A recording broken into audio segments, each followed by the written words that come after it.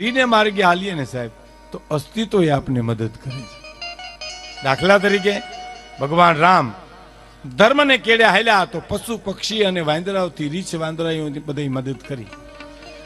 અને અધર્મને કેડે રાવણ હાલ્યો તો પોતાનો ભાઈ હગો હામો ગયો વિભીષણ અને એના કહેવાથી બાણ છૂટ્યું રાવણનું મૃત્યુ થયું. સાહેબ राम किसी को मारे नहीं, ऐसो पापी नहीं है मेरो राम, अपने आप मर जाते है करके कूड़े काम.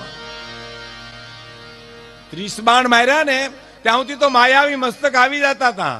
પછી વિભીષણ હામું રામે જોયું કે શું કરવું અને ઈશારો કર્યો કે નાભીમાં મારો ન્યા અમૃત કુંભ છે.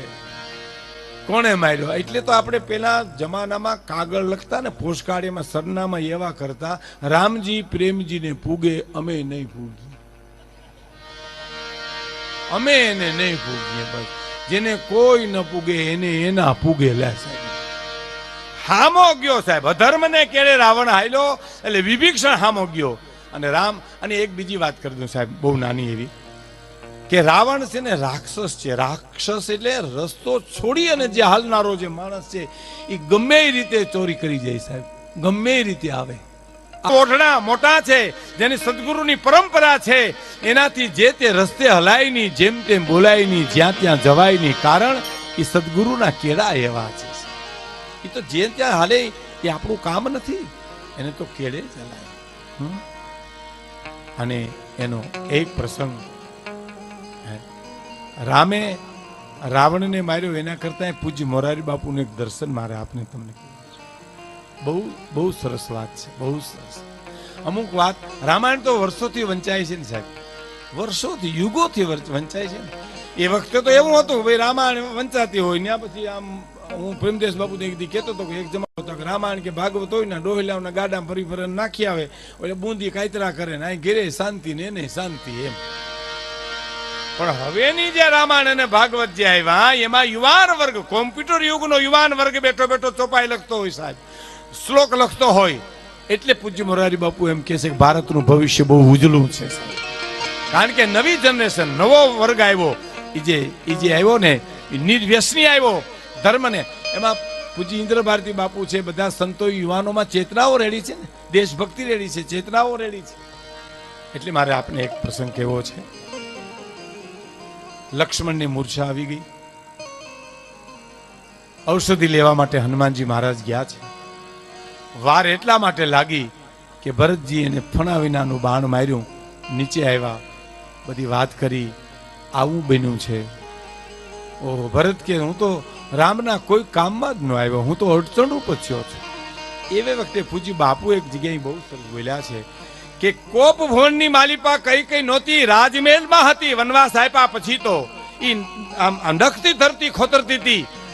અને એને કોઈ કીધું હલચલ મચી ગઈ છે, ગામના પાદરમાં માણસ ભેલું થઈ ગયું છે, અને આને તો ક્યાં કોઈ બોલાવતું તું. એમાં ઈ ગઈ કઈ કઈ સાહેબ, બહુ સુરવીર બાઈ સાહેબ. પૂજ્ય બાપુના શબ્દોમાં કહીએ તો મહારાજા દશરથને જ્યાં જ્યાં વિજય અપાવ્યા છે એ આભારી કઈ કઈની સુરવીરતાની હિસાબે જ છે. અને ગઈ ગામના પાદરમાં શું છે આ બધું? તો કે ભાઈ લક્ષ્મણની મૂર્છા આવી ગઈ છે, અમને હનુમાનજી પહોંચે નહીં તો એના પ્રાણ વયા જાય એમ છે. આવી બધી ચિંતામાં છે બધાય. અને શું કઈ કઈ બોલી છે, કારણ કે રામાયણના પાયામાં જ છે. રામના કહેવા મુજબ જ લીલા કરી છે, એની વાતો તો આખી જુદી છે. પણ શું કીધું ખબર? કોઈ ચિંતા કઈ કે કરોમાં, હું અહીંથી એક કાંકરી મારું તો લંકાના ગઢના કાંગરાને દરિયામાં ડૂબાડી દઉં, પણ મારા હેઠળ કાંઈ કરાય નહીં. પણ હું એક બાણ છોડું છું, લક્ષ્મણનો વાળ વાંકો ન થાય. અને એ બાણ આવ્યું લંકાના રણ મેદાનમાં ચક્કર ચક્કર ફરતું હતું. એવે વખતે રામને ખબર પડી ગઈ કે આ મારી માં કઈનું જ બાણ હોય, બીજા કોઈનું ન હોય. અને આમ જોયું કે હે માં, હે કઈ રાવણને મારવાનો જસ તો મને લેવા દે માં, તારે પગે પડું છું, એટલું તો કરવા દે મને. અને ઈ બાણ બાથામાં આવ્યું અને ઈ વિભીષણના કહેવા મુજબ 31મું છૂટ્યું ત્યારે અધર્મનો નાશ થયો છે. એના પાયામાં એક શક્તિ પડી છે. સંત કોને કહેવાય ખબર? મને એક પ્રસંગ ગમે છે, બહુ સરસ. એક સાધુ કુટિયા મારે સાધના કરે, ભિક્ષા લઈને પોતાનું પેટ ભરે. અને એક ગામડામાં જઈ અને ભિક્ષા દે મૈયા કીધું ને, ઓલી બાઈ કીધું કે મહારાજ ભિક્ષા નથી, ઘરમાં કઈ નથી, માગવા શું હાલ્યા આવો છો? જોયું આમ કીધું, પણ છતાં એનું દિલનું રેગ્યું નહીં, એની રેખા બદલી નહીં, નીકળી ગયા ત્યાંથી. હવે બીજે દી કોઈ જાય ત્યાં, છતાં ગયા ભિક્ષા દે મૈયા. કે મહારાજ તમને કાલ ના પાડી હતી તોય આજ આવ્યા છો, શું કામ માગવા નીકળ્યા છો? નથી ઘરમાં કાંઈ. એક પણ રેખા બદલ્યા વિના નીકળી ગયા. કલ્પના કરો, ત્રીજી વાર કોઈ જાય, ત્રીજી વાર ગયા ભિક્ષા દે મૈયા. પછી આપ નહીં માનો મિત્રો, ન બોલવાનું ઘણું બોલી અને મહત્વ હતું ને મેલું દાટી ભિક્ષા પાત્રમાં નાખીને કીધું કે લે આ ભિક્ષા. કાયમ ના પાડું છો તોય ઉભો છો અહીંયા. મેલું દાઢ ભિક્ષા પાત્રમાં મહોતું પડ્યું. બીજી ભિક્ષા ગઈ, રેખા ન બદલી હોય એની. ઓહો, ક્રોધની વાત તો ક્યાં નહીં. પગલા ઉપાડવામાં ફેર ન પડ્યો, નીકળી ગયા. ભિક્ષા ખવાય એમ તો હતી નહીં, પશુ પક્ષીને દઈ દીધી. પણ ઓલું મહોતું હતું ને, કપડાનો ટુકડો હતો ને મેલો દાટ, એને જઈ નદી વહેતી હતી ને, ખાડ ખાડ ખાડ ખાડ ત્યાં ધોઈ નાખ્યો ટુકડો. ધોઈ ધોઈને બગલાની પાંખ જેવો કર્યો. અને પછી કુટિયા આવી, એક એક તાગડો નોખો કરી કરીને એની વાટ કરી. વાટ કરી કોળિયામાં થોડુંક દિવેલતું નાખી, દીવો પ્રગટાવી અને એક કુટિયામાં દેશના સાધુએ પ્રાર્થના કરી. સાંભળજો મિત્રો, કે હે અખિલ બ્રહ્માંડના માલિક, મારા નોધારાના આધાર, મારા બાપ. એ બિચારી બાઈ તો અજ્ઞાન છે, એને ખબર નથી હું શું કરું છું. એના હૃદયમાં આજે અજ્ઞાન રૂપી અંધકાર છે ને, એ આ દીવડાથી અજવાળા કરીને અંધકાર દૂર કરજે મારા બાપ. એ અંધકાર દૂર કરજે મારા વાલા, અંધકાર દૂર કરજે. એને પ્રાર્થના કરી. અહીંયા એ બાઈને પસ્તાવો થયો. ટેલિપથી જેને કહીએ ને આપણે, ઝબકારો થયો. હાય હાય હાય હાય, એ સાધુને મેં અપમાન કર્યું, ન બોલવાનું બોલી. રોજ આવીને મને એમ કહેતા હતા, મૈયા ભિક્ષા દે માં. અને છતાં હું એમ કહું કે તમે માગવા હેલા આવો છો, અને છેવટે મેં ભિક્ષા પાત્રમાં મહોતું નાખ્યું. હાય હાય હાય, હું તો પાપી નહીં કહેવાઉં, અભાગણી કહેવાઉં. આંખમાંથી આંવડાની ધારું કરો. સાધુ બાવડું પકડીને કીધું, માં તારો કોઈ ગુનો નથી. અરે ગુનાની શું વાત કરો, મેં મેલું દાટ મહોતું નાખીને તમારી ભિક્ષા પાત્રમાં બધી ભિક્ષા બગાડી નાખી. કે નાના દીકરી, એવું કઈ નથી. તારા મહોતાએ તો મારા ઝૂંપડીમાં, મારી કુટિયામાં અજવાળા અજવાળા અજવાળા કરી દીધા. માં તારા મહોતાએ તો મારી કુટિયામાં અજવાળા. આને સાધુ કહેવાય બસ, બાકી બાવા કહેવાય. આપણા હારુથી થયા હોય, ભડકે આવ્યા હોય ને એને બાવા કહેવાય. આપણે કે બાપુ સીતારામ તો તુમ સંસારી ઇસ બાત મેં ન સમજો. તને કોને લગ્ન કરવા ના પાડી હતી? કઈ હગાઈ અમે તોડી આવ્યા તારી? કે તું અમને ખાવાનો તો મારો ટીયો બાવો થયો. હુકમ જ કરે ગરમ દૂધ બનાવના, એટલે આપણે ગરમ દૂધ લઈને જાય. પરબારો આંગળી બોલે ધકતા હે, પણ તે ધીરો બનને આ તે કીધું ને અમે ગરમ કર્યું. ઉપરથી નથી આવ્યા અમે ક્યાંયથી. ક્રોધ નું ઝાડું હોય.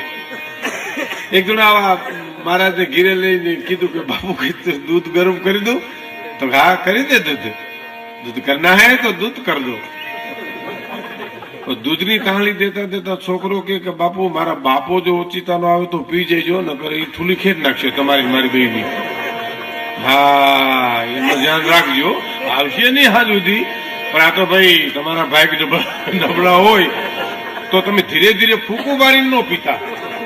અને મારા જે કચડા વાળા આમ મોટે તાળી માંડીને ઓલે ડેલી ખોખારો ખાધો ભાઈ, અને એક જ ખબર કે એક જ ઘૂંટને તાળી દૂધની પી ગઈ અને સોટલી ખીતો થઈ ગઈ. આવો એ હાલ્યા ને તો આ છોકરો હોળી કાઢી કે બાપુ આશીર્વાદ દેતા જાઓ, આશીર્વાદ દેતા જાઓ. તો આશીર્વાદ દેને કા ઠેકાના જલ ગયા બેટા, તો જીભ તો ગોટો હરી ગઈ મારા બાપ. અને બાવા કહેવાય અને સંત ન કહેવાય. સંતની વ્યાખ્યા તો કઈક જુદી છે. કાલે સવારનો અમારો અમરેલીનો દાખલો લ્યો ને, કુવાને કાંઠે સાધના કરતા હતા સંત મૂળદાસ. આહા, શું આ દેશના ઋષિઓએ મને તમને રસ્તો બતાવ્યો છે. હાય હાય હાય. અંધારું જામેલું, પોતાનું પિંડ નહુ જેવો અંધકાર, અને આમ જામ દાસ સંત મુરદાસને જોઉં, દેખાણું શું છે? કોઈ સ્ત્રી વાયમાં પડવા આવી છે.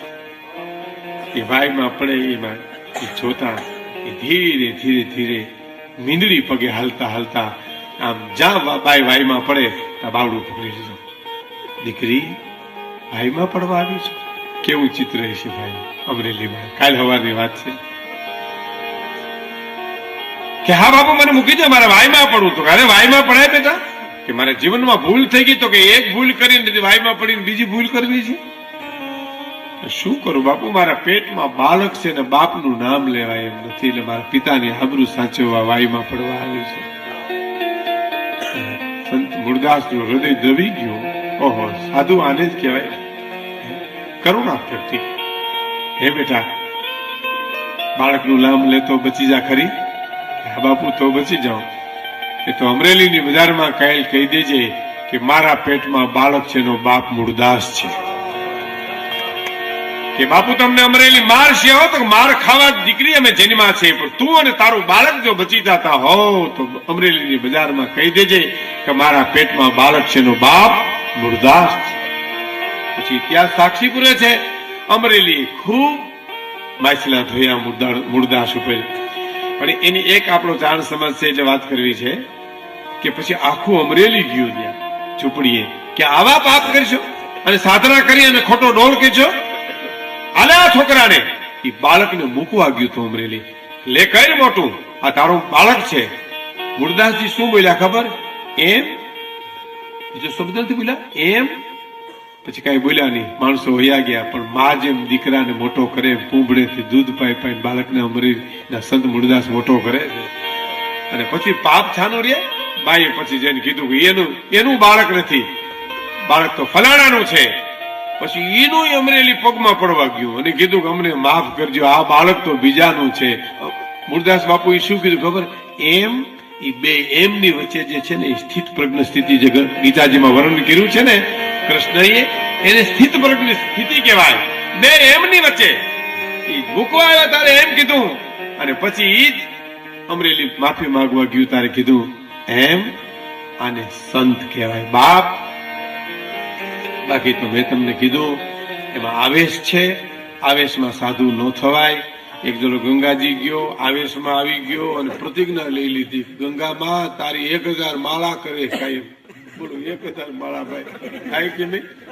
લેવાઈ ગઈ પ્રતિજ્ઞા. ઘીરે આવ્યો 1000 માળા થાય, આંગળીએ ચડાવી 1 2 3 4 એમ ભટના દીકરાએ 1000 પૂરી કરી. બોલો, આને આવેશ કહેવાય, સાધના નો કહેવાય. એક જણ ઘેરે આવીને પત્નીને કહે કે હું તો હવે સાધુ થઈ જવાનો. તો હોય નહીં, તો આ જબો રંગી આવ્યો છે, તુલસી ને ક્યારા મૂક્યો છે, 5 વાગે ઉઠાડજે મને, દુનિયા તો ખૂટલ નીકળી હાવ. બાઈ બિચારી રોવા માંડી, અરે અમારું કોણ તો તમારા રામ ના રખવાના. એમ તું આવ્યો તો ઘોડે ચડીને તો ત્યાં કટાઈ ગયેલ તરવાર લઈને, અને હવે રામને પરવા મૂકીને વયો જાય તો નહીં, પૂરું થઈ ગયું. બસ 5 વાગે ઉઠાડજે, જબો પહેરી વયું જાઉં ભગવો. હુઈ ગયો તો પણ આ દેશની આરી નારી એને ઉઠાડે 5 વાગે. મિત્રો, જયારે જયારે આ દેશનો પુરુષ ઊંઘી ગયો છે ને, ત્યારે દેશની નારીઓ એને જગાડ્યા છે. જયારે આ દેશનો ધર્મ ધ્રુજો છે, ત્યારે ભારતની આરી નારી આગળ આવી છે. 5 વાગે ઉઠવાનો નતો, એની પત્નીએ જેને ઉઠાડ્યો. બોલું ઉઠો, 5 વાગી ગયા, સાધુ થવું છે ને. આંખું છોડતો ઉભો છું, સારું કર્યું ઉઠાડ્યો, નકર બપોર થઈ જતા. અહીં નહીં ઉગડ્યો, ડોકમાં જબો નાખ્યો, ભગવો, ડેલી બાય નીકળ્યો. ત્યાં એની પત્નીએ પ્રશ્ન કર્યો, તમે જમશો હું? આ દેશની નારી એની ચિંતા કરે, તમે શું ખાઈશો? મામ શું કરશો? શું ખાઈશો? ભીખ માગીને ખાઈશ. અવાજ ભરી ગયો. એમ ક્યાં જાઓ ભીખ માંગવા? કે ઘેરે ઘેરે. એમ કોક ના પાસે અમારા ઘરમાં કઈ છે નહીં તો બીજે ઘેરે જાય. ન્યાય એમ કે અમારા ઘરમાં કઈ નથી તો ત્રીજે ઘેરે જાય. ન્યાય કહે કે અહીં હું આવેલા નથી અમારા ઘરમાં કઈ, તો ચોથે ઘેરે જાય. એની પત્ની કે ઘરો ઘરનું માગીને ખાય એના કરતા એક ઘરનું ખાન તને શું વાંધો? તો આ જબો કાઢ્યો લ્યો આવ્યા આપણે પાછા શું વાર લાગે એને